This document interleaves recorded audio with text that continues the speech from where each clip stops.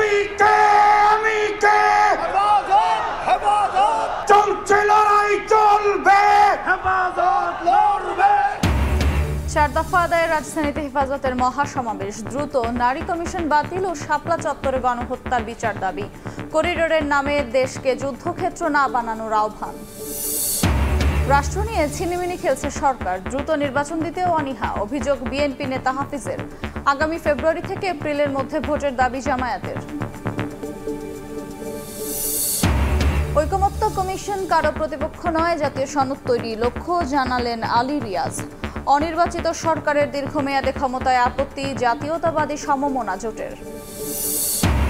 কাল লন্ডন থেকে বিমানের ফ্লাইটে দেশের উদ্দেশ্যে রওনা দেবেন বেগম খালেদা জিয়া। সিলেটে যাত্রাবিরতি শেষে ঢাকায় পৌঁছাবেন সোমবার, সঙ্গে থাকছেন 2 পুত্রবধূ। এবং বেশি শর্ত দিলে আইএমএফ এর ঋণ নাও নিতে পারে বাংলাদেশ, জানালেন বিশেষ সহকারী। গ্যাসের দাম বৃদ্ধিতে বাড়বে উৎপাদন খরচ, রপ্তানি প্রতিযোগিতায় পিছিয়ে পড়ার শঙ্কা।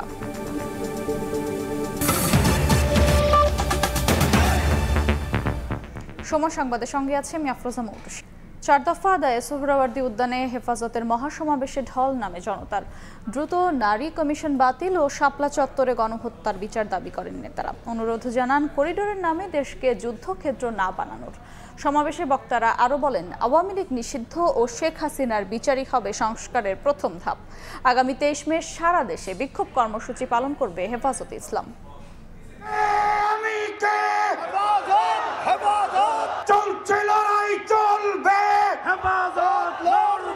সমাবেশ শুরুর নির্ধারিত সময়ের আগেই কানায় কানায় পূর্ণ হয়ে যায় ঐতিহাসিক সোহরাওয়ার্দী উদ্যান। ভোর থেকেই সারা দেশ থেকে দলে দলে কর্মসূচিতে আসতে থাকেন হেফাজতে ইসলামের নেতাকর্মীরা। স্লোগানে স্লোগানে তুলে ধরেন দাবি দাওয়া।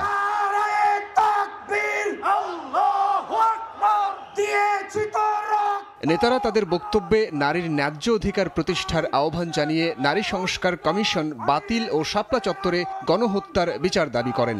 শাপলার খুনিরা পালিয়ে গেছে, হেফাজত পালিয়ে যায়নি, বরং বুক টান করে এখনো টিকে আছে। শেখ হাসিনার ফাঁসি বাংলাদেশের কোন জেলখানার ভিতরে হবে না, শাপলা চত্বরে ফাঁসির কাস্টে ঝুলিয়ে দিতে হবে। বাংলাদেশ নিয়ে আধিপত্যবাদ ও সাম্রাজ্যবাদের ষড়যন্ত্র ঠেকাতে এবং দেশের অভ্যন্তরীণ নানা সংকট মোকাবেলায় আমাদেরকে জুলাই আগস্টের মতো ইস্পাত কঠিন জাতীয় ঐক্য ও সংহতি আবার গড়ে তুলতে হবে। এ সময় মানবিক করিডোরের নামে দেশকে যুদ্ধক্ষেত্র না বানানোর আহ্বান জানান ইসলামী বক্তা এনায়েতুল্লাহ আব্বাসী। মানবিক করিডোরের নামে বাংলাদেশকে ইন্দো প্যাসিফিক অঞ্চলে যুদ্ধের দিকে ঠেলে দিবেন না। আমরা ভারতকে সাহায্য করেছি, যদি আটলান্টিকের উপর থেকে কেউ আগ্রাসন করতে আসে, বাংলাদেশের প্রত্যেকটি মাদ্রাসা একটা ক্যান্টনমেন্ট হবে। সমাবেশে উপস্থিত হন আমার দেশ সম্পাদক মাহমুদুর রহমান ও এনসিপির দক্ষিণাঞ্চলের মুখ্য সংগঠক হাসনাত আব্দুল্লাহ। ইসলামের জন্য বৃহত্তর লড়াই গড়ে তোলার পাশাপাশি শেখ হাসিনার বিচার দাবি করেন মাহমুদুর রহমান। আর হাসনাত আব্দুল্লাহ বলেন, আওয়ামী লীগ নিষিদ্ধ ও শেখ হাসিনার বিচারই হবে সংস্কারের প্রথম ধাপ। যেই আওয়ামী লীগ আমাদের দাড়ি টুপিওয়ালা ভাইদেরকে বাইতুল মুকাররমের সামনে থেকে টেনে টেনে রাস্তায় নামিয়ে এনেছিল, সেই আওয়ামী লীগের আর পুনর্বাসন হবে না। শাপলা চত্বরে যারা গণহত্যার শিকার হয়েছে তাদের প্রত্যেকে শেখ হাসিনার বিরুদ্ধে গণহত্যার মামলা দায়ের করতে হবে। মহাসমাবেশের শেষ পর্যায়ে বক্তব্য রাখেন হেফাজতে ইসলামের যুগ্ম মহাসচিব মামুনুল হক। অবিলম্বে তাদের দাবি মেনে না নিলে কঠোর আন্দোলনের হুঁশিয়ারি দেন তিনি।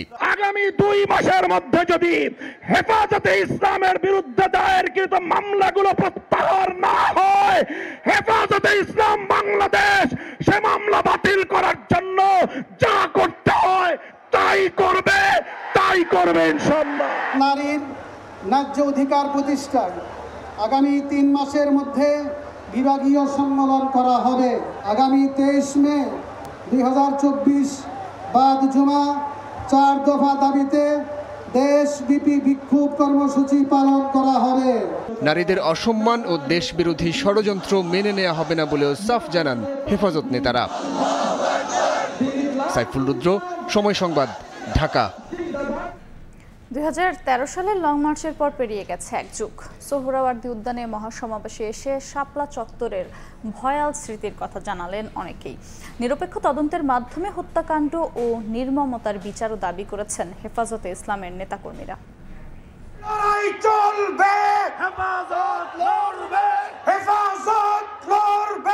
সমাবেশ শুরু হওয়ার কথা সকাল 9টায়, কিন্তু এর অনেক আগে থেকেই জনতার ঢল নামে সোহরাওয়ার্দী উদ্যানে। শুধু ঢাকা নয়, দেশের বিভিন্ন স্থান থেকে লাখো মানুষ শামিল হন এই জনস্রোতে। 2013 সালের লং মার্চের পর পেরিয়ে গেছে এক যুগ। শনিবারের এই সমাবেশে এসে শাপলা চত্বরে 5 ভয়াল স্মৃতির কথা জানালেন অনেকে। শাপলা চত্বর অবস্থান করেছি, শত শত কোরআনের হাফেজ আলেমকে নির্দ্বিধায় হত্যা করেছে। 2013 সালে ফেসিস হাসিনা যে কওমি উলামায়ে কেরামদের উপর এই দেশের হেফাজত নেতাকর্মী অসংখ্য উলামায়ে কেরাম এবং তাওহীদি জনতার উপর যে নির্যাতন চালিয়েছিল তা ইতিহাসের পাতায় দৃষ্টান্ত হয়ে রয়েছে। শাপলা চত্বরে আমি আসলে মতিঝিল থানার সামনে ছিলাম। আমার সহযোদ্ধা যারা ছিল, একজনের মাথার এদিক দিয়ে গুলি ঢুকেছিল। বাংলাদেশ যতদিন থাকবে শাপলা চত্বর ততদিন স্মরণ থাকবে। নারী বিষয়ক কমিশনের প্রস্তাব ও সংবিধানে বহুত্ববাদ শব্দের ব্যবহার বাতিল সহ 4 দফা দাবিতে এই মহাসমাবেশের আয়োজন করা হলেও বারবারই উঠে এলো শাপলা ট্র্যাজেডি প্রসঙ্গ। মহাসমাবেশে যোগ দিয়ে আগতরা বলছেন, শাপলা ট্র্যাজেডির মাধ্যমে দেশের আলেম ওলামাদের প্রতিবাদী কণ্ঠস্বর দমনের চেষ্টা করে বিগত আওয়ামী সরকার। যারা শহীদ পরিবার ছিলেন, এদের সাথে আমরা আবার যোগাযোগ করি, এরাও পেজ সামনে আসতে পারতেছিলেন না, ভয়ের কারণে, আতঙ্কের কারণে। ফেসিবাদের যে শাসনামল ছিল, সেখানে আমরা কোনো কথা বলতে পারতাম না, কোনো প্রোগ্রাম আমরা করতে পারতাম না। রাষ্ট্র ক্ষমতায় বিগত খুনি হাসিনার মতো পেসিস্ট কোন সরকার যেন না আসে, এই জন্য আমরা যেন ঐক্যবদ্ধ থাকি। 5 মের ঘটনায় নিরপেক্ষ তদন্তের মাধ্যমে হত্যাকাণ্ড ও নির্মমতার বিচার দাবি করেছেন হেফাজত নেতা ও কর্মীরা। 2013 সালে শাপলা চত্বরে ডাকা হেফাজত ইসলামের কর্মসূচিতে কি হয়েছিল সে প্রসঙ্গ উঠে এলো আজকের এই মহাসমাবেশে। বিগত আওয়ামী সরকার সেদিন গণহত্যার জন্ম দিয়েছিল, এমনটাই দাবি করে সে ঘটনার বিচার এবং দৃষ্টান্তমূলক শাস্তি চেয়েছেন আজকের এই আয়োজক এবং আগতরা। শফিক মুন্সি, সময় সংবাদ, ঢাকা। পুরো জাতি সুষ্ঠু নির্বাচনের জন্য অপেক্ষা করছে উল্লেখ করে আগামী ফেব্রুয়ারি থেকে এপ্রিলের মধ্যে ভোটের দাবি জানিয়েছেন জামায়াত আমির ডক্টর শফিকুর রহমান। কোরআন বিরোধী কোনো সুপারিশ দেশের মানুষ মানবে না উল্লেখ করে নারী সংস্কার কমিশনকে বাতিলের দাবি তার। 14 বছর পর জামায়াত ইসলামীর জেলা ও মহানগরীর আমির সম্মেলন। শনিবার রাজধানীর মগবাজার আল ফালাহ মিলনায়তনে এই সম্মেলনে অংশ নেন সারা দেশের জেলা ও মহানগরীর নেতারা। বাংলাদেশ জামায়াত ইসলামী উদ্বোধনী বক্তব্যে নারী সংস্কার কমিশনের প্রতিবেদনের কিছু সুপারিশ কোরআন বিরোধী আখ্যা দিয়ে ডক্টর শফিকুর রহমান দ্রুত কমিটি বাতিলের দাবি জানান। কোরআনের বিপক্ষে দাঁড়িয়ে কোনো সুপারিশ দিবেন আর বাংলাদেশের মানুষ মেনে নেবে তা কখনো। এই জন্য আমরা ওই রিপোর্ট প্রত্যাখ্যান করিনি, আমরা ওই কমিটিকে প্রত্যাখ্যান করেছি। ওই কমিটিই বাতিল করতে হবে। কমিটি শেষ তো রিপোর্টও শেষ। সুষ্ঠু ও বস্তুনিষ্ঠ নির্বাচনের জন্য জাতি অপেক্ষা করছে জানিয়ে আগামী বছরের ফেব্রুয়ারি থেকে এপ্রিলের মধ্যে নির্বাচন দেওয়ার দাবি জানান জামায়াত আমির। আমরা মনে করি সরকারের ঘোষিত সময়ের ভিতরে সংস্কার সাধন করে নির্বাচন সম্ভব। এর জন্য দুটি সময়কে আমরা উপযুক্ত মনে করি। একটি হচ্ছে ফেব্রুয়ারি মাস সোজা শুরু হওয়ার আগে, আরেকটি হচ্ছে যদি কোনো কারণে এই সময়ের ভিতরে সংস্কারগুলো এবং বিচারের দৃশ্যমান প্রক্রিয়া জনমনে আস্থা সৃষ্টির পর্যায়ে না আসে, তাহলে ম্যাক্সিমাম এপ্রিল পার হওয়া উচিত নয়। কারণ এরপরে আবার কুরবানি আছে, এরপরে ঝড় বৃষ্টি বাদল বন্যা দুর্যোগ, এগুলো আমাদের জাতীয় জীবনের অংশ। তখন একটা অর্থবহ নির্বাচন করা চ্যালেঞ্জের মুখে পড়ে যেতে পারে। দেশকে পেশি শক্তি ও কালো টাকার প্রভাব থেকে মুক্ত করতে পিআর পদ্ধতিতে নির্বাচন চান ডক্টর শফিকুর রহমান। পেশি শক্তি এবং কালো টাকার প্রভাব থেকে মুক্ত করার জন্য আমরা বলেছি পিআর সিস্টেমে নির্বাচন হতে হবে। আলতাফ হোসাইন, সময় সংবাদ, ঢাকা। দ্রুত নির্বাচন দিতে চায় না অন্তর্বর্তী সরকার, উপদেষ্টাদের কথায় তা পরিষ্কার। এমন অভিযোগ করে বিএনপির স্থায়ী কমিটির সদস্য অবসরপ্রাপ্ত মেজর হাফিজ উদ্দিন আহমেদ বলেছেন, রাষ্ট্র নিয়ে ছিনিমিনি খেলছে সরকার। দুপুরে মতিঝিলে এক আলোচনা সভায় একথা বলেন তিনি। একটি রাষ্ট্রকে নিয়ে তারা ছিনিমিনি খেলছে। এখন তো আরেক বিপদ সামনে উপস্থিত হয়েছে, মানবিক করিডোর। আমরা কি জনগণের সম্মতি ব্যতি রেখে যুদ্ধে জড়িয়ে পড়তে যাচ্ছি? ওয়াকিবহাল ব্যক্তিরা বলছে আগামী 2-5 বছরের মধ্যে নির্বাচন হওয়ার কোনো সম্ভাবনা নেই। তার কারণ বর্তমান সরকার নির্বাচন চায় না।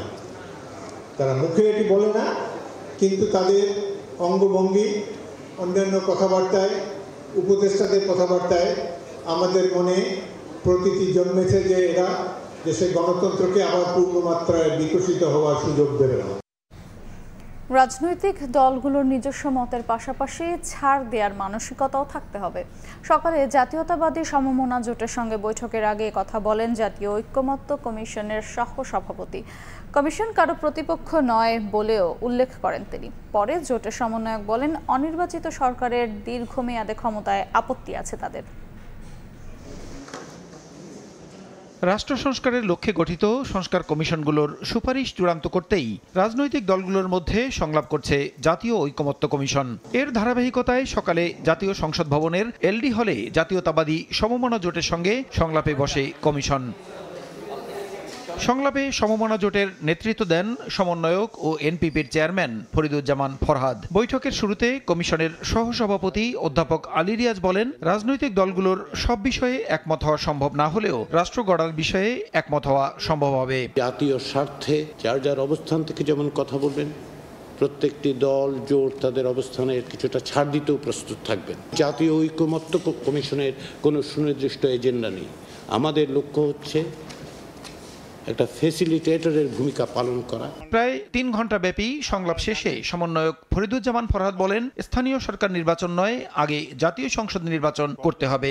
অনির্বাচিত সরকারের পক্ষে সবকিছু সুষ্ঠুভাবে সম্পন্ন করা সম্ভব হয় না বলেও মন্তব্য করেন তিনি। সুস্পষ্টভাবে বলেছি, আগে জাতীয় নির্বাচন হতে হবে, 2 বার প্রধানমন্ত্রী একসাথে হতে পারবে, এক টার্ম অফ করে আবারও প্রধানমন্ত্রী হওয়া যাবে। নির্বাচিত সরকারের পক্ষে যত সুষ্ঠুভাবে দেশের কাজ করা সম্ভব, অনির্বাচিত সরকারের পক্ষে এটা সম্ভব না।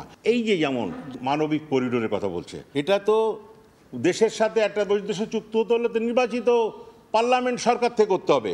এটাতে সামরিক করিডোর পরিণত হবে না, এটা কে বলতে পারে? এটা যে আরেকটা গাজা হবে না, সেটাকে বলতে পারে। কমিশনের 166 প্রস্তাবের মধ্যে জাতীয়তাবাদী সমমনা জোট 112টিতে একমত এবং 26টিতে দ্বিমত পোষণ করেছে। আমরা 112টায় একমত হয়েছে। প্রসূন আশিস, সময় সংবাদ, ঢাকা।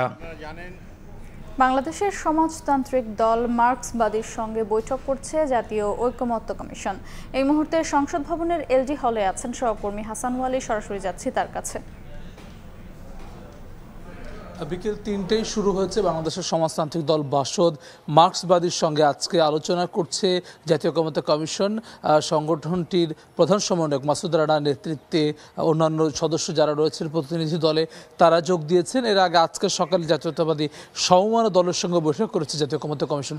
ধারাবাহিকভাবে সকল রাজনৈতিক দলের সঙ্গে বৈঠক করছে যারা তাদের প্রস্তাবনা জমা দিয়েছে। এরকম 38টি দলের মধ্যে অন্যান্য দল যারা রয়েছে তাদের সঙ্গে আলোচনা চলছে। ইতিমধ্যে বিএনপি, জামায়াত ইসলামী, এনসিপি সহ বিভিন্ন রাজনৈতিক দলে আলোচনা অংশ নিয়েছেন।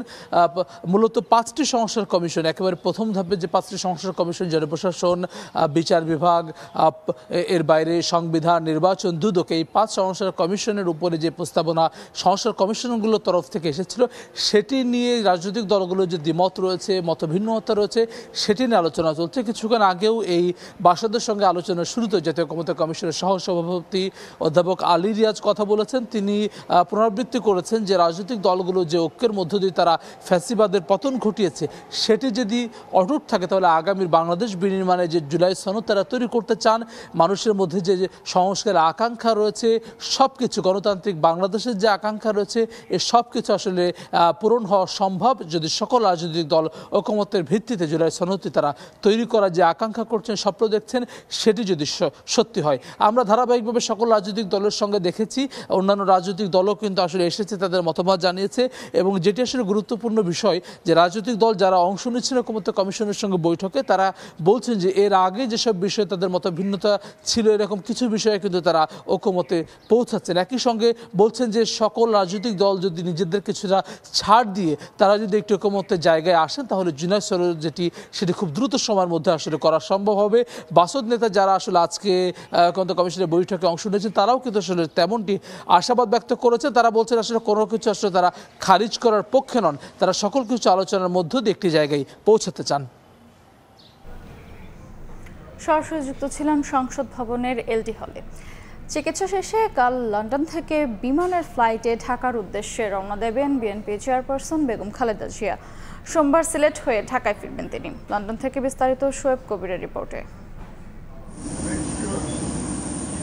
স্বাস্থ্যগত জটিলতার পরও নিয়মিত ফ্লাইটে ফিরতে নিজেই সম্মতি দিয়েছেন সাবেক প্রধানমন্ত্রী বেগম খালেদা জিয়া। দীর্ঘ 3 মাস 25 দিন পর 4 মে লন্ডন থেকে বেগম জিয়াকে বহনকারী উড়োজাহাজ রওনা দেবে এবং পরের দিন সোমবার বেলা 11টায় সিলেট হয়ে ঢাকায় পৌঁছার কথা রয়েছে। তার সঙ্গে থাকছেন 2 পুত্রবধূ ডাক্তার জোবাইদা রহমান ও সৈয়দা শামিলা রহমান। আগামী রবিবার দিন ইনশাআল্লাহ বিমান বাংলাদেশ এয়ারলাইন্সের ফ্লাইটে উনি যাবেন। আমরা আশা করছি যে 6টা ফ্লাইট যাবে এবং উনি সিলেটে ট্রানজিট 1 ঘন্টা থাকবে এবং সিলেট থেকে ঢাকা পৌঁছাবে 10:55-তে।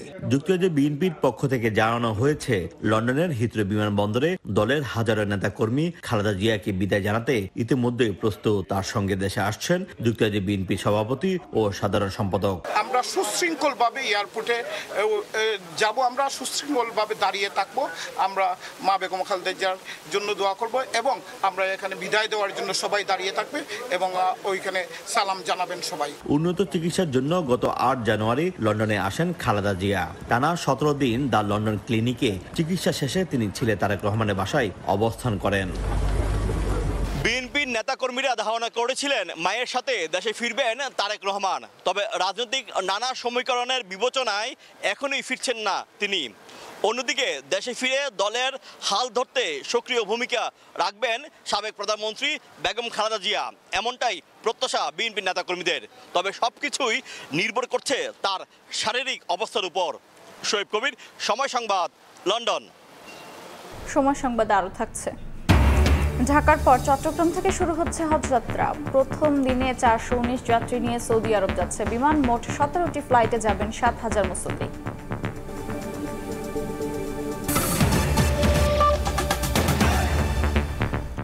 ঋণের অর্থ ছাড়ে আইএমএফ বেশি শর্ত জুড়ে দিলে বাংলাদেশ সরে আসতে পারে বলে জানিয়েছেন প্রধান উপদেষ্টার বিশেষ সহকারী আনিসুজ্জামান চৌধুরী। সংস্থাটির সব শর্ত মানলে অর্থনীতি আরও দুর্বল হয়ে পড়বে বলে শঙ্কা তার।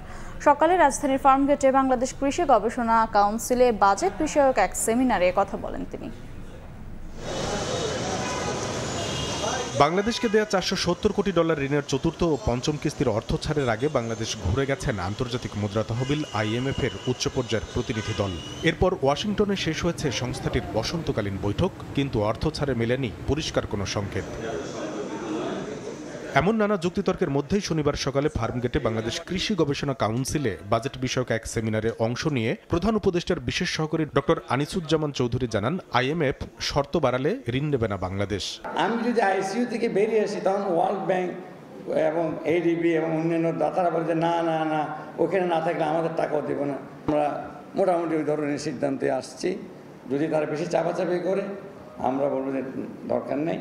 তবে জানান, সিদ্ধান্ত চূড়ান্ত আগামী বছরই বাংলাদেশ স্বল্পোন্নত থেকে উন্নয়নশীল দেশের চূড়ান্ত স্বীকৃতি নেবে। ডেটা ফেটা ভুল থাকলো, প্রিপারেশন কিছু থাকলো, আমরা 6 মাসের মধ্যে ইকোনমিকে আমরা টার্ন অ্যারাউন্ড করেছি, ICU থেকে বাইরে ফিরে আনছি।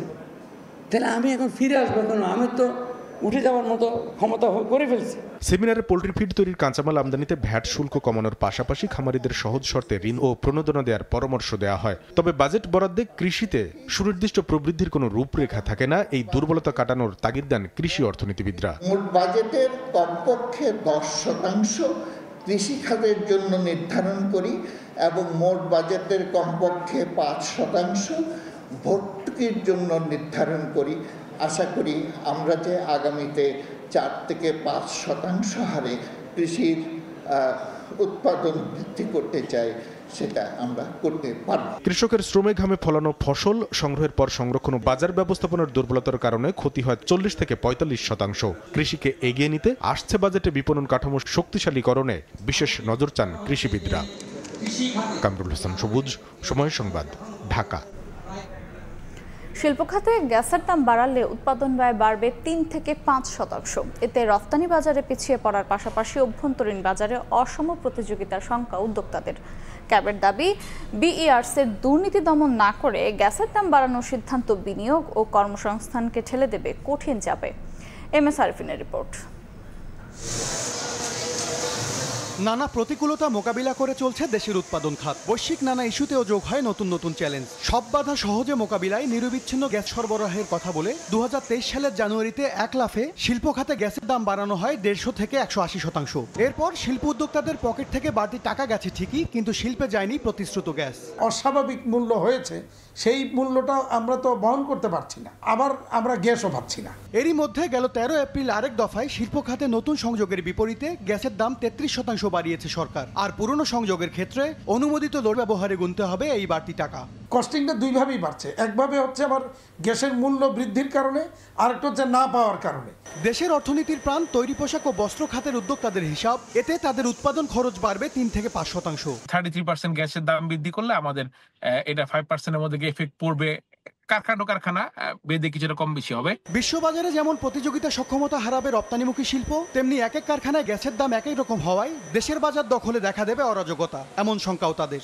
বিশ্বব্যাপী এখন কিন্তু সর্বনিম্ন প্রাইস চলতেছে তেলের এবং গ্যাসের। সে সময় আপনি এই মূল্যটা বৃদ্ধি করলেন, এতে ভবিষ্যতে নতুন কোনো ফ্যাক্টরি হবে না। গ্যাসের সংকট ও দাম বৃদ্ধিতে যখন বহুমুখী চাপে শিল্প খাত, তখন জ্বালানি বিশেষজ্ঞরা বলছেন শিল্প বান্ধব জ্বালানি নীতি তৈরি করতে দূর করতে হবে বাংলাদেশ এনার্জি রেগুলেটরি কমিশন বিইআরসির দুর্নীতি। এ খাতে মুনাফা হলে মুনাফার পয়সা সবাই লুটপাট করে খায়। ইন্ডাস্ট্রি খাতে জ্বালানির মূল্য বাড়িয়ে শিল্প পণ্যের উৎপাদন ব্যয় বাড়িয়ে দেওয়া, সেবার উৎপাদন ব্যয় বাড়িয়ে দেওয়া, ব্যয় বাড়িয়ে দিলে সে বাজারে কম্পিটিশনে টিকতে পারবে না, বাজার আলটিমেটলি আমদানিকৃত পণ্যের দখলে চলে যাবে। আমদানি নির্ভর জ্বালানি থেকে বের হয়ে স্থানীয়ভাবে গ্যাসের উৎপাদন বাড়ানোর পরামর্শ এই জ্বালানি বিশেষজ্ঞের। লোডশেডিংও বেড়ে যাচ্ছে। এমএস আরিফিন, সময় সংবাদ, ঢাকা। হজযাত্রার পঞ্চম দিনে 11টি ফ্লাইটে সৌদি আরব যাচ্ছেন প্রায় 5,000 মুসল্লি। হজ অফিস জানিয়েছে এখনও 12,000-এর বেশি হজযাত্রীর ভিসা হয়নি, তবে নির্দিষ্ট সময়ের আগেই তাদের ভিসা হয়ে যাবে। এখন পর্যন্ত 50টি ফ্লাইটে 20,000-এরও বেশি যাত্রী পবিত্র হজ পালনের উদ্দেশ্যে সৌদি আরব পৌঁছেছেন। চলতি বছর সরকারি ব্যবস্থাপনায় 5,200 এবং বেসরকারি ব্যবস্থাপনায় 81,900 জন হজ পালন করবেন।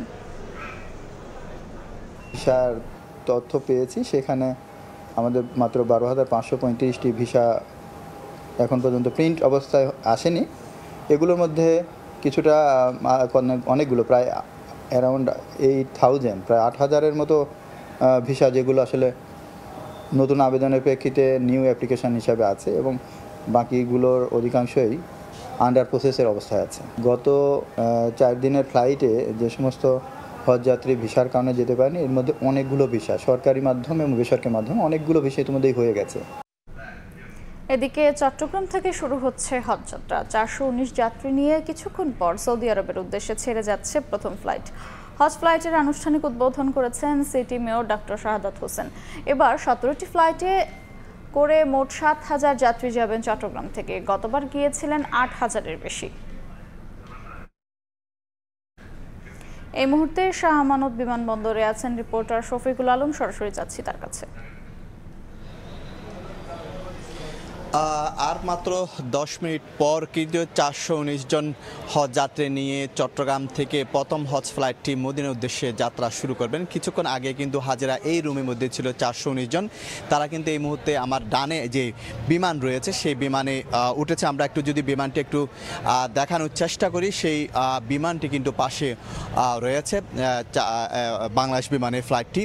এবং আমরা বলি গত বছর যেখানে 8,000-এর বেশি হাজি গিয়েছে, এবারে সেটি কমে 7,100-তে। প্রতি বছরে কিন্তু হাজির সংখ্যা কমছে, সেই তথ্য দিচ্ছে। যদিও এবার কিন্তু সরকার বলছে প্রায় 1 লক্ষ টাকারও বেশি কমেছে হাজিদের খরচ। আপনাকে জানাই কি চট্টগ্রাম থেকে মোট এই যে বিমানটি দেখতে পাচ্ছেন, এখানে কিন্তু 419 জন যাত্রী নিয়ে কিন্তু এই বিমানটি আর 10 মিনিট পর কিন্তু যাত্রা শুরু করবেন, এবং শেষ মুহূর্তে সেখানে জিনিসপত্র তোলা হচ্ছে এবং সব হাজিরা কিন্তু সেখানে উঠে গেছে। এবং যেটি বলা হচ্ছে এবার কিন্তু চট্টগ্রাম থেকে প্রায় ৭,১০০ জন যাত্রী যাবে, সেটি হচ্ছে 17টি ফ্লাইটে। তার মধ্যে কিন্তু 3টি যাবে মদিনার উদ্দেশ্যে আর 14টি যাবে মক্কার উদ্দেশ্যে, এবং আগামী 31শে মার্চ পর্যন্ত যাবে। আগামী সোমবার এবং মঙ্গলবার আরও 2টি ফ্লাইট এখান থেকে যাবে 17টির মধ্যে। তো এই যে সকাল থেকে নানা কার্যক্রম শেষে হাজিরা এবং শেষ মুহূর্তে এসে কিন্তু বিমানে উঠেছেন, এবং ঠিক 5:30টার দিকে এই বিমানটি উড্ডয়ন করবেন, এবং সেই উড্ডয়নের পর কিন্তু সেটি 6 ঘন্টা পর গিয়ে মদিনায় গিয়ে সেই বিমানটি পৌঁছাবেন। তবে হাজিদের জন্য যারা কোনো অসুবিধা না হয় সেজন্য কিন্তু মেয়রকে নির্দেশনা দিয়েছেন। মেয়রের পক্ষ থেকে কিন্তু উদ্বোধন করেছেন কিছুক্ষণ আগে, তখন কিন্তু তিনি ফুল এবং যে আতর, ওষুধ সহ নানা এইডস বা ফার্স্ট এইড সামগ্রী তিনি বিতরণ করেছেন। পাশাপাশি তিনি নির্দেশনা দিয়েছেন যারা হজ কাফেলা, যারা এজেন্সির মাধ্যমে যারা হজে যাচ্ছেন, তারা যেন তাদের প্রতি মোবাইল নাম্বার যেন সেখানে জমা দেন, সেই বিষয়টা নিশ্চিত করে, এবং যারা হাজিরা যাতে কোনো ধরনের ভোগান্তি না হয় সেই বিষয়টি তিনি নিশ্চিত করেছেন। এবং এই যে বিমানবন্দরের পক্ষ থেকে এবং যে নানা সংস্থার পক্ষ থেকে সব ধরনের সুযোগ সুবিধা তারা নিশ্চিত করা হয়েছে।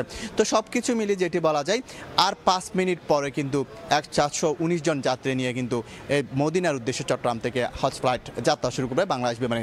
এই ছিল আমার কাছে সর্বশেষ তথ্য। হজযাত্রার খবর জানছিলাম চট্টগ্রাম থেকে। 200 কর্মী নিয়ে বিশেষ পরিচ্ছন্নতা ও মশক নিধন অভিযানে নেমেছে ঢাকা দক্ষিণ সিটি কর্পোরেশন। এই উপলক্ষে সকালে রাজধানীর খিলগাঁওয়ে সচেতনতা র্যালি হয়েছে।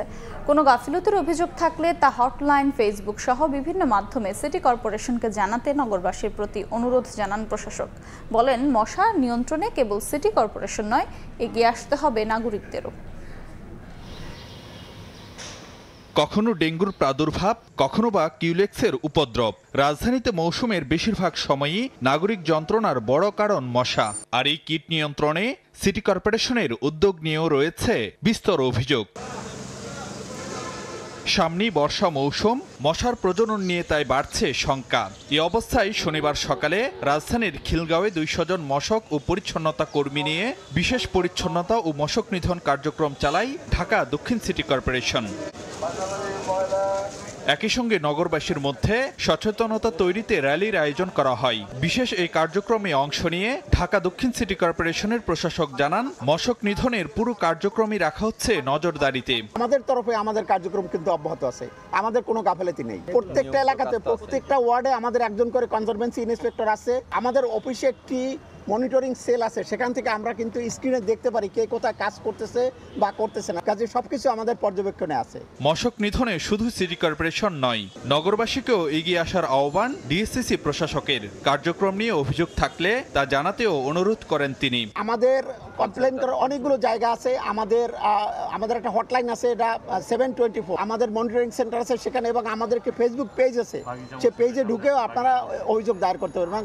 যতগুলো অভিযোগ পাই সেগুলো কিন্তু আমরা অ্যাড্রেস করি। মশক নিধনে নগরবাসীকে নিজেদের বাড়ির আঙ্গিনা পরিষ্কার রাখার অনুরোধ জানান ডিএসসিসি প্রশাসক। ফারুক ভিয়া, রবিন, সময় সংবাদ, ঢাকা। চট্টগ্রাম নগরের পয় নিষ্কাশন প্রকল্পের মেয়াদ 2 দফা বাড়িয়ে অগ্রগতি হয়েছে মাত্র 65%। ব্যয় বেড়েছে 1411 কোটি টাকা। এজন্য ওয়াসার অদক্ষতা ও দুর্বল পরিকল্পনাকেই দুষছেন বিশেষজ্ঞরা। তবে প্রতিষ্ঠানটির দাবি, জটিলতা কাটিয়ে দ্রুত কাজ এগিয়ে যাচ্ছে। আশরাফুল আলম মামুনের ছবিতে ফেরদৌস লিপির রিপোর্ট।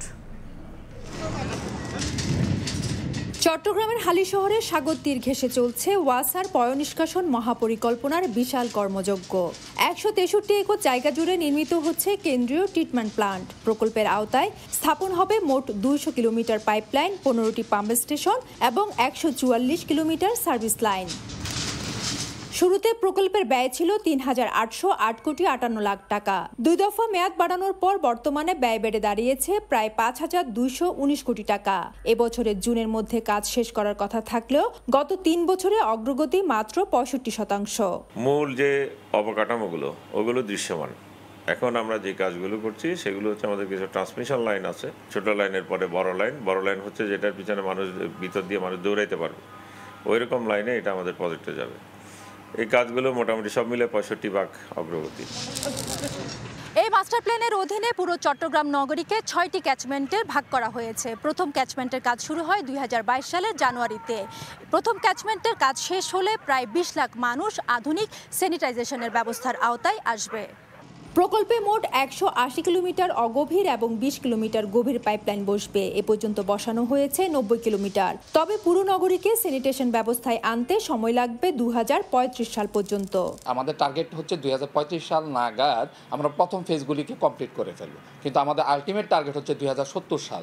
2070 সাল নাগাদ ফেজ ওয়াইজ আমাদের ডেভেলপমেন্টগুলি হতে থাকবে। আর নির্দিষ্ট সময়ে কাজ শেষ করতে না পারার জন্য ওয়াসার অদক্ষতা ও দুর্বল পরিকল্পনাকে দুষছেন বিশেষজ্ঞরা। অনেক কিছুকে আমরা কোভিড দিয়ে আমরা পূরণ করতে চাই, কিন্তু এক্ষেত্রে আমি বলবো যে সেটা না, একটা সঠিক পরিকল্পনার অভাব। বাকি ক্যাশমেন্ট যেগুলো আছে এগুলো যাতে তাড়াতাড়ি আমরা পরিকল্পনা নিয়ে তাড়াতাড়ি শেষ করতে পারি। যতটুকু পিছিয়ে আছি ঠিক ততটুকুন আমরা যাতে রিকভার করতে পারি। 1963 সালে চট্টগ্রাম ওয়াসা সুপেয় পানি সরবরাহ ও পয়ঃনিষ্কাশন কাজ শুরু করলেও এখনো পর্যন্ত পানি সরবরাহের মধ্যে সীমাবদ্ধ সংস্থাটি। দীর্ঘ 50 বছর পর সুয়েরেজ প্রকল্প গ্রহণ করে ওয়াসা কর্তৃপক্ষ। ফেরদৌসী, সময় সংবাদ, চট্টগ্রাম। কুমিল্লা নগরীর 4টি খাল দীর্ঘদিন খনন না করায় আসন্ন বর্ষায় জলাবদ্ধতার শঙ্কা বাসিন্দাদের। খালগুলো দখল ও ময়লার ভাগাড়ে পরিণত হওয়ায় পানি চলাচলও প্রায় বন্ধ। সিটি কর্পোরেশন বলছে বর্ষার আগেই খনন কাজ শেষ করা হবে। বাহার রায়হানের তথ্যচিত্রের রিপোর্ট। কুমিল্লা নগরীর সংগ্রাস এলাকার খাল দেখলে মনে হবে ময়লার ভাগাড়। দীর্ঘদিন ধরে আবর্জনা অপসারণ ও খনন না করায় অস্তিত্ব সংকটে খালটি। দুর্গন্ধে অতিষ্ঠ স্থানীয়রা। শুধু সংগ্রাস নয়, একই চিত্র রাজাপাড়া, উত্তর চরথা এবং উত্তর রেসকোর্স এলাকার খালগুলোরও। দখল, দূষণ ও নাব্য সংকটে প্রায় বন্ধ পানি প্রবাহ। এলাকাবাসী বলছেন যে খালের প্রশস্ততা একসময় প্রায় 100 ফুট ছিল, বর্তমানে তা নেমে এসেছে 8 থেকে 10 ফুটে। এ কারণে আগামী বর্ষা মৌসুমেও নগরীতে জলাবদ্ধতার আশঙ্কা করছেন তারা। গাংটা আমাদের ডাস্টবিন বানাইলেছে সম্পূর্ণ ময়লা হালাইয়া, এবং এটার কোনো তত্ত্বাবধান নাই। মুরগির পশম রাত্রে বস্তা ফালাইয়া যে অবস্থা, আমরা বাড়ি ঘরে ঘরে পানি ঢুকিয়ে আপনার থাকতে পারি না। খালগুলো মানুষ সবাই দখল করে নিছে, এজন্য পানিটা তার নিয়মিত স্রোতে যেতে পারে না। আমরা কিন্তু চাই আমরা ড্রেনটা কিন্তু পরিষ্কার করে দাও, আমরা বহুত কষ্টতে আছি। সিটি কর্পোরেশনের অব্যবস্থাপনাকে দায়ী করেন নগরবাসী। আর জলাবদ্ধতা নিরসনে দীর্ঘমেয়াদী পরিকল্পনার প্রয়োজন বলে জানান সাবেক মেয়র। বৃষ্টি পানি থাকে, কেন থাকে? পানি যাওয়ানোর ব্যবস্থা কর্তব্য তো ওয়াই কর্তব্য, একটাতে একটা খালের লোকে সংযুক্ত করতে হবে। আপনি তো বললেন এই গুঙ্গির খাল, সবগুলি খাল আমার সময় আমি সংস্কার করতাম। কম বরাদ্দের অজুহাত সিটি কর্তৃপক্ষের, তবে শিগগিরই খননের আশ্বাস সংশ্লিষ্ট কর্মকর্তার। এই ব্যাপারে বড় ধরনের স্কিম আমাদের হাতে নিতে হবে এবং ডিপিপি মানে সুনির্দিষ্ট ডিপিপি অনুমোদন করাইতে হবে গভর্নমেন্টের থেকে। ওই তখনই দীর্ঘমেয়াদী পরিকল্পনা করানো যাবে। 2011 সালে যাত্রা শুরু করে কুমিল্লা সিটি কর্পোরেশন, তবে এখনও নগরীর সবচেয়ে বড় সংকট জলাবদ্ধতা ও যানজট। সময় সংবাদ, কুমিল্লা। জমজমাট রাঙামাটির পর্যটন শিল্প। প্রতিটি বিনোদন কেন্দ্রে দর্শনার্থীদের পদচারণায় মুখর। হোটেল, মোটেল, কটেজের প্রায় 100% বুকিং হয়েছে। প্রত্যাশা অনুযায়ী পর্যটক আসায় খুশি ব্যবসায়ীরা। হেফাজত সবুজের পাঠানো তথ্য ও রাজীব দাস মুন্নার ছবি নিয়ে রিপোর্ট। বিস্তৃত কাপ্তাই হ্রদ, শান্ত নীল জলে ঢেউ তুলে ছুটে চলেছে ইঞ্জিন চালিত নৌকা। এদের কারো গন্তব্য শুভলং, কেউ বা যাচ্ছেন ঝুলন্ত সেতুতে। চলতি পথে পর্যটকরা উপভোগ করছে হ্রদ আর সবুজ পাহাড়ের অপার সৌন্দর্য। শুধু হ্রদ নয়, রাঙামাটির প্রতিটি বিনোদন কেন্দ্রে এখন দর্শনার্থীদের পদচারণায় মুখর। কেউ পরিবার, কেউ বা বন্ধুদের সঙ্গে বেড়াতে এসেছেন পার্বত্য অঞ্চলে। পাশাপাশি স্থানীয় তাঁতে বোনা কাপড়ের দোকানেও বেড়েছে ভিড়। মে দিবসের সঙ্গে সাপ্তাহিক ছুটি মিলে 3 দিনের বন্ধের কারণে পর্যটকের এই চাপ। খুব ভালো লাগলো প্রাকৃতিক দৃশ্য দেখে। লেক টেক ঘুরলাম, টরালে সারাদিন ভ্রমণ করলাম। আমার এই দেশটা এত সুন্দর, আসলে না আসলে বলা মুশকিল। লেকে ঘুরছে, নৌকাতে ঘুরছে, এখানে এসেছে, আমার থেকে অনেক ভালো লেগেছে। যাদের মনের মধ্যে কষ্ট আছে বা অনেক অশান্তিতে আছে, আমি মনে করি তারা যদি একটু এখানে এসে একটু ঘুরে যায়, আমি মনে করি যে অনেক ভালো লাগবে তাদের কাছে। হোটেল, মোটেল, কটেজের প্রায় 100% বুকিং রয়েছে। প্রত্যাশা অনুযায়ী পর্যটক আসায় খুশি পর্যটন ব্যবসায়ীরা। রুম বুকিং প্রায় 90% বুকিং রয়েছে, আশা রাখি 100% হবে। এছাড়া আমার যে বিনোদন কেন্দ্রগুলোতে প্রায় আশানুরূপ দর্শনার্থী আগমন ঘটছে। স্থানীয় ব্যবসায়ীদের তথ্য মতে চলতি সপ্তাহের ছুটিতে রাঙামাটিতে প্রায় 50,000 পর্যটক এসেছেন। সময় সংবাদ, রাঙামাটি। টিসিবির ভুয়া কার্ড বাতিল করে নতুন করে স্মার্ট কার্ড দেয়া হবে বলে জানিয়েছেন খাদ্য উপদেষ্টা আলী ইমাম মজুমদার। দুপুরে নারায়ণগঞ্জের বন্দরে সিএসডি এলাকায় সাইলো নির্মাণাধীন খাদ্য গুদাম পরিদর্শন শেষে একথা জানান তিনি। আরও জানান, বর্তমানে চালের দাম সহনীয় পর্যায়ে এলেও কৃষকদেরও ন্যায্য দাম পেতে হবে। কৃষকরা ন্যায্য দাম পেলে তারা শস্য উৎপাদনে আরও উৎসাহী হবে। এবছর বোরোর আশানুরূপ ফলনের কথা উল্লেখ করে খাদ্য উপদেষ্টা বলেন, অন্য ফসলের উৎপাদন ভালো হলে টিসিবি এবং ওএমএস সহ সরকারের খাদ্য বিষয়ক কর্মসূচিগুলোর পরিমাণ আরও বাড়ানো হবে।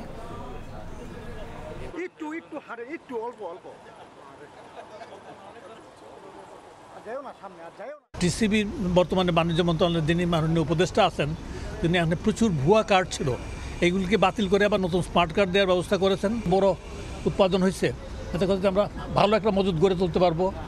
তো সেই মজুদ যদি গাড়ি অন্য ফসলগুলি যদি ভালো হয়, ভালো মজুদ থাকলে ক্রমান্বয়ে এগুলির মাধ্যমে আমরা যে পাবলিক ফুড ডিস্ট্রিবিউশন সিস্টেম যেটা আছে, আপনার খাদ্যবান্ধব কর্মসূচি বলেন, ওএমএস বলেন, টিসিবির মাধ্যমে ওএমএস বলেন, এগুলি আরও বাড়াইতে পারবো।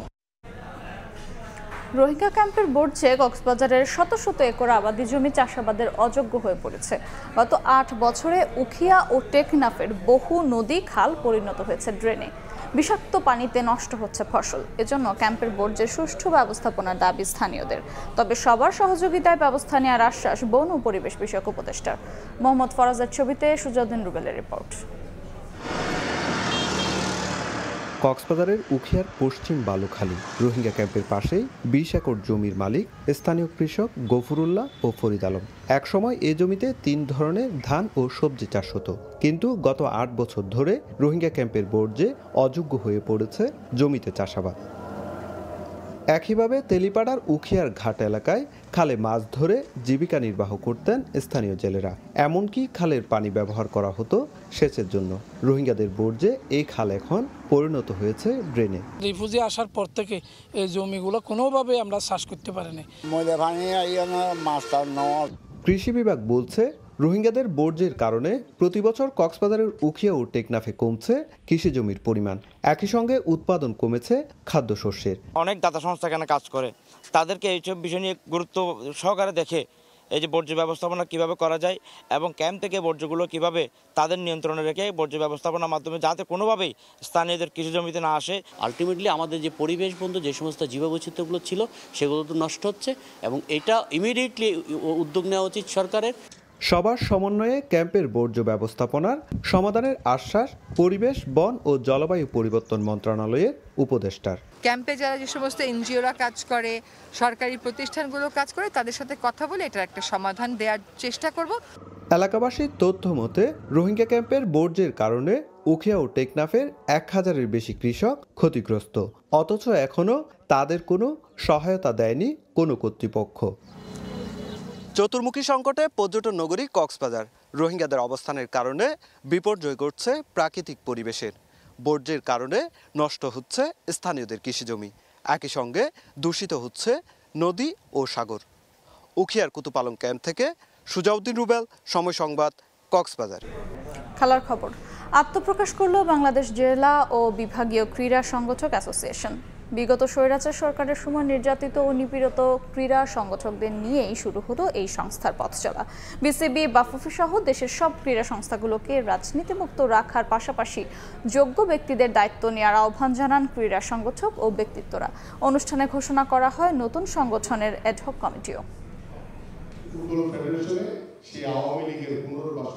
জাতীয় ক্রীড়া পরিষদ অডিটোরিয়ামে ক্রীড়াঙ্গনে নতুন সংগঠনের আত্মপ্রকাশ। বিগত সরকারের আমলে দেশের ক্রীড়াঙ্গনে বঞ্চিত সংগঠকদের নিয়ে পথ চলা শুরু হলো বাংলাদেশ জেলা ও বিভাগীয় ক্রীড়া সংগঠন অ্যাসোসিয়েশনের। খেলোয়াড় হিসাবে, সংগঠক হিসাবে ক্রীড়া সংগঠকরা বলেন, হাসিনা সরকারের সময় নির্দিষ্ট কিছু ব্যক্তি ও একটি দলের কাছে কুক্ষিগত ছিল ক্রীড়াঙ্গন। শুধু বিএনপি ও অন্য রাজনৈতিক দল করার কারণে বঞ্চিত ছিলেন অনেকে।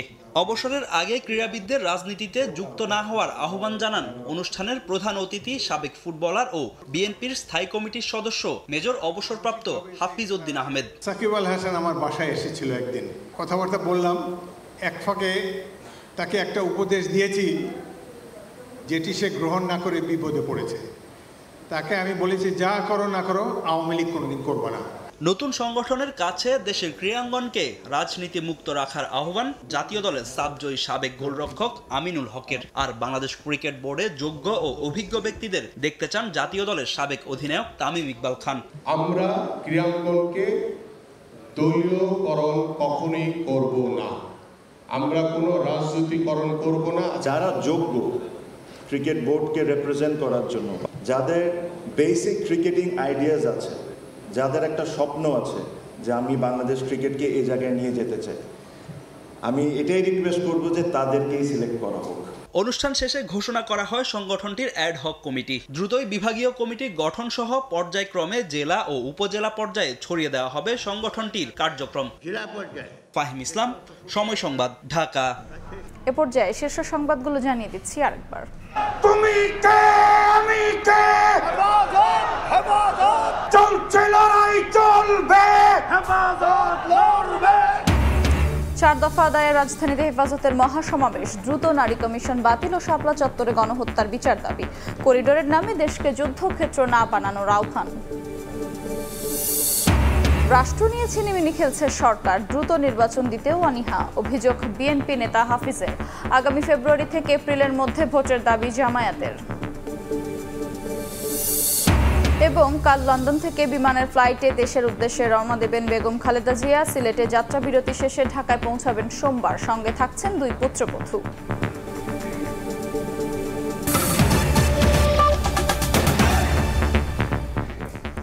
এই ছিল সময় সংবাদে, সঙ্গেই থাকুন সময়ের।